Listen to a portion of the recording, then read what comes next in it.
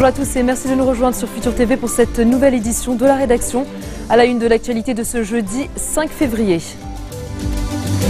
Début de la campagne de démantèlement de slogans partisans à Beyrouth mais aussi à Saïda.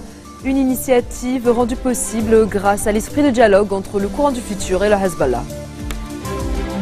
Le roi Abdallah de Jordanie reçoit la famille du pilote brûlé vif par l'organisation de l'État islamique, alors qu'Amman promet de venger son sang et mène des frappes aériennes contre des positions de Daesh. John Kerry à Kiev pour envisager le renforcement de l'armement des forces ukrainiennes. Le but, mettre en garde Moscou. François Hollande et Angela Merkel sont également attendus en Ukraine. Et à suivre également dans ce journal, réunion des ministres de la Défense de l'OTAN à Bruxelles. L'Alliance Atlantique va se renforcer à l'Est avec une nouvelle force de 5000 hommes et 6 centres de commandement. Le gouverneur de Beyrouth en tournée dans la capitale libanaise ce jeudi pour lancer la campagne de démantèlement des slogans, drapeaux, banderoles et autres calicots partisans. Ziad Chebib a tenu à remercier les personnes qui ont enlevé par leur propre initiative banderoles et portraits. Il a noté que l'esprit de dialogue entre le courant du futur et le Hezbollah a énormément aidé et permis la mise en œuvre de cette campagne. Cette initiative doit toucher tous les quartiers de Beyrouth, notamment Hanem Reissé, Zaha El-Blat, Ashrafieh et Hamra. Et puis à l'entrée sud de Saïda, le Hezbollah a commencé à retirer ses slogans et banderoles. Et puis le gouverneur de Beyrouth a par ailleurs ordonné la fermeture du marché de poissons de la quarantaine, en cause le non-respect des règles de sécurité sanitaire. Les employés, eux, dénoncent une décision abusive et ont brièvement coupé la route de la quarantaine pour protester contre cette décision. La manifestation a très vite provoqué un embouteillage monstre sur l'autoroute reliant Hazmieh à la quarantaine. Walid Jumblat a demandé le report de son témoignage devant le tribunal spécial pour le Liban qui juge les assassins de l'ancien Premier ministre Rafiq Hariri. Voilà ce que rapporte le quotidien Al-Akhbar, selon lequel le leader druze veut être le dernier témoin à se présenter devant le TSL. L'ancien député Salim Diab a témoigné mardi pour la 3e fois. Avant lui, l'ancien ministre Marwan Hamedeh avait lui aussi témoigné. Il était alors le premier responsable politique libanais à livrer sa version des faits devant cette instance depuis l'ouverture du procès en février 2014. Viendra ensuite le tour de l'ancien député Ratas Khouri de se présenter à la barre. L'ancien Premier ministre Fouad Seniora a quant à lui demandé le report de son témoignage devant le TSL pour des raisons de santé. Sur le plan sécuritaire, l'armée a pilonné ce jeudi les positions d'éléments armés djihadistes dans les régions de Ras Baalbek et de Ka dans la Bekaa. Le 23 janvier, de violents affrontements avaient opposé la troupe à des djihadistes dans la périphérie de Ras Baalbek, ville à majorité chrétienne. Plusieurs soldats ont été tués ainsi que de nombreux djihadistes. L'armée était parvenue à maintenir ses positions en repoussant les éléments armés. Depuis, ces derniers ont tenté à plusieurs reprises de s'y infiltrer. L'ambassade de France au Liban a lancé ce matin l'application Agraf. Agraf pour application pour le géoréférencement et l'assistance des Français de l'étranger. Il s'agit de la première initiative de ce genre qui va permettre au consulat français de localiser chacun de ses 24 000 ressortissants résidant au Liban. Une initiative rendue possible grâce aux nombreux partenaires du projet, notamment Liban Post, la société informatique Navleb spécialisée dans le GPS ou encore l'ASGBL. Alors, que permet Agraf ? Eh bien, à mettre à jour les adresses de tous les Français résidant au Liban, à administrer la communauté française sur le plan consulaire, comme par exemple au moment des élections, ou encore à joindre tous les Français en cas d'urgence ou de crise. Les précisions de l'ambassadeur et de la consul générale. Écoutez. La création d'Agraf vient s'inscrire dans la réflexion générale sur les moyens d'augmenter les outils à notre disposition pour assurer la sécurité. C'est une exigence des autorités françaises, une exigence croissante. Malheureusement, l'actualité nous démontre chaque jour à quel point nous avons besoin, quels que soient les risques, d'ailleurs risques sécuritaires qui peuvent tenir à des catastrophes naturelles, à des crises politiques, au terrorisme, à tous les maux qui affichent la planète. Agraf serait, et le conditionnel est de rigueur, toujours bien sûr, un outil précieux en saison de crise pour recenser les Français en difficulté dans une zone, les contacter, leur adresser un message ciblé, éventuellement bien entendu, pour pouvoir permettre leur regroupement.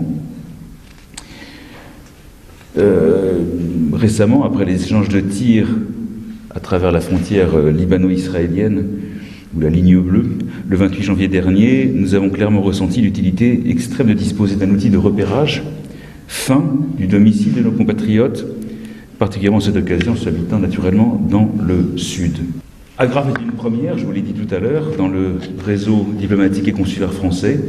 L'idée est venue au jour ici, au Liban, dans un terreau fertile pour l'émergence d'un projet de cette nature, d'abord par la présence d'une communauté française très nombreuse, d'élus, les conseillers consulaires très actifs, très impliqués, dont je salue toujours le travail et l'implication dans le service de la communauté française, qui sont des véritables forces de proposition pour ce poste, présence d'une communauté d'affaires très soudée, réellement concernée, préoccupée par les dossiers relatifs à la communauté française, une imbrication culturelle et humaine très étroite entre la France et le Liban, et enfin une sensibilité aiguë partagée par tous ici, je le répète, mais nous le savons tous, aux questions de sécurité. Dès qu'il a été présenté au ministère des Affaires étrangères, en mars 2014, ce projet pilote a reçu un accueil favorable.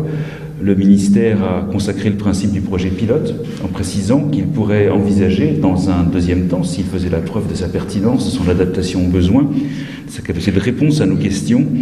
Donc le ministère est prêt à le reprendre à son compte et à en faire bénéficier d'autres postes diplomatiques.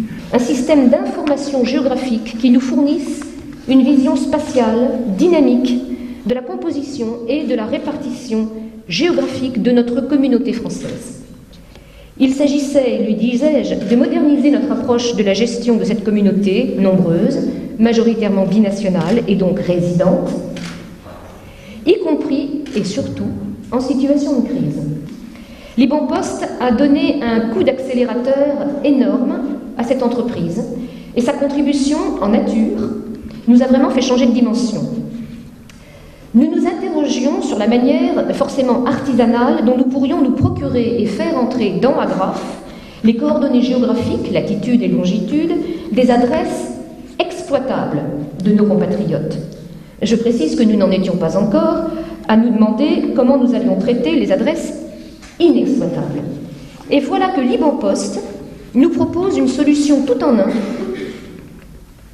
pour la première catégorie, celle des adresses exploitables, et une solution très avancée pour la seconde, celle des adresses insuffisamment précises. En effet, Liban Post a gracieusement expédié en septembre dernier pas moins de 11 700 courriers qui correspondent au foyer de nos 24 000 Français et ayants droit. Liban Post nous a restitué en retour les coordonnées géographiques, latitude et longitude, de toutes les adresses qui ont pu être servies, à quoi on a pu voir que nous avions 40% de bonnes adresses seulement dans nos bases. Ils nous ont également retourné, Liban Post, sous format informatique, tous les courriers non délivrés, les fameuses adresses inexploitables. Il nous restait donc, ce qui n'était pas peu, s'agissant des courriers délivrés, à ressaisir les coordonnées géographiques dans la base Agraf, et s'agissant des 60% restants, eh bien c'est précisément sur celle-ci que nous travaillons actuellement. Dans un instant, nous ferons le point sur les opérations de sauvetage de l'avion de Transasia à Taïwan.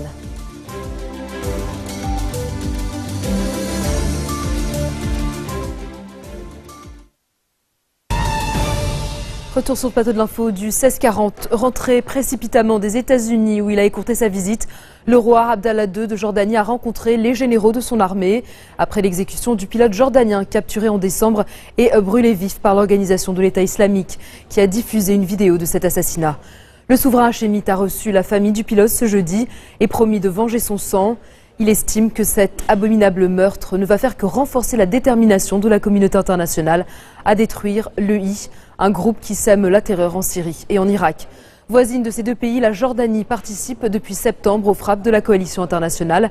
Amman a d'ailleurs annoncé ce jeudi avoir mené des frappes aériennes contre des positions de Daesh.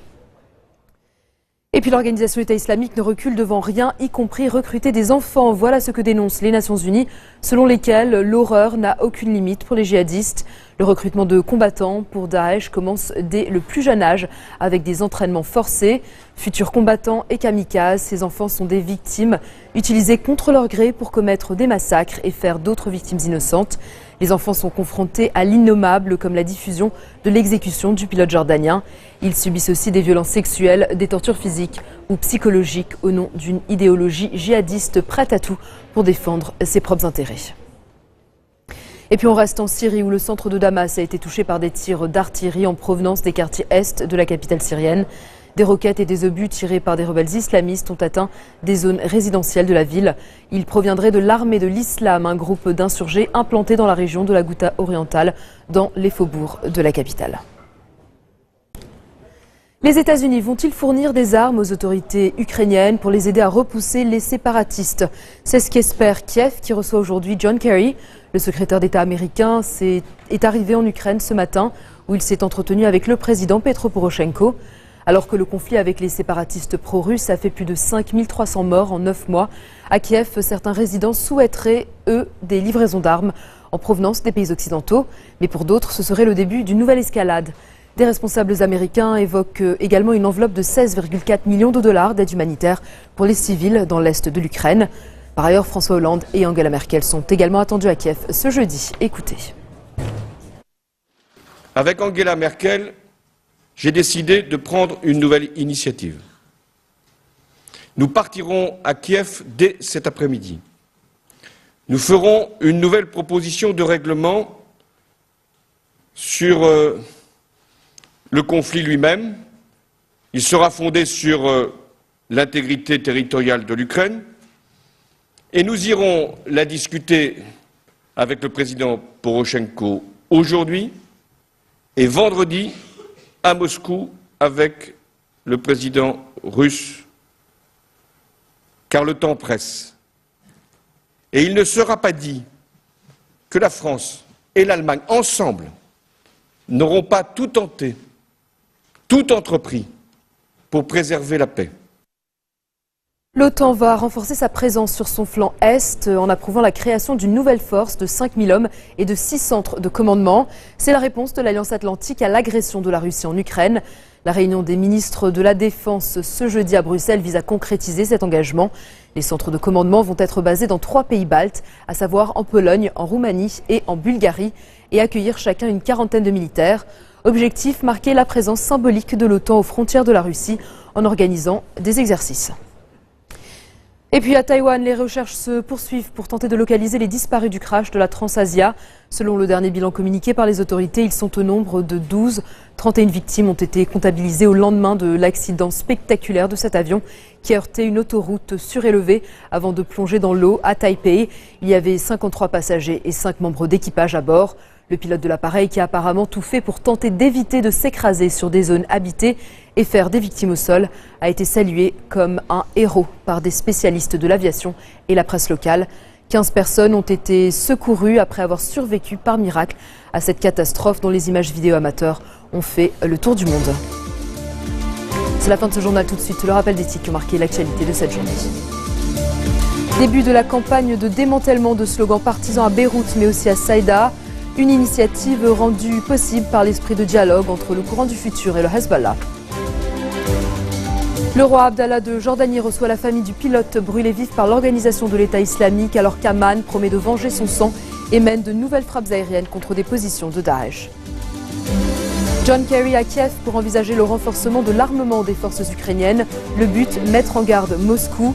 François Hollande et Angela Merkel sont également attendus en Ukraine. Et puis, réunion des ministres de la Défense de l'OTAN à Bruxelles. L'Alliance Atlantique va se renforcer à l'Est avec une nouvelle force de 5000 hommes et 6 centres de commandement. Merci de votre attention. Retrouvez-nous tous les jours à 16h40 heure de Beyrouth. Vous pouvez également nous suivre en ligne sur notre site web ou en téléchargeant notre application mobile. Excellente suite de programmes sur notre antenne et à bientôt.